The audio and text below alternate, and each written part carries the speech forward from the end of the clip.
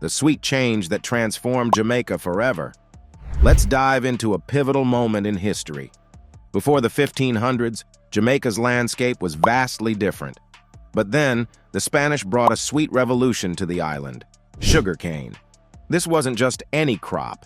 It was the beginning of an era that would forever alter Jamaica's destiny. Sugarcane cultivation exploded, leading to the establishment of massive plantations.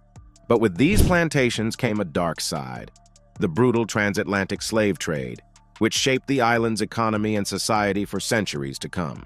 Halfway through, and if you're captivated by how history shapes our present, hit that subscribe button for more eye-opening stories. This crop's legacy is bittersweet. It brought wealth and development, but at an unimaginable human cost. The echoes of these changes are still felt today. Bonus fact: despite its historical significance, the sugarcane industry in Jamaica is not as vibrant as it once was, facing decline due to various global and local factors. Remember, every sweet spoonful of sugar has a story, a history as deep and complex as Jamaica. Thanks for watching.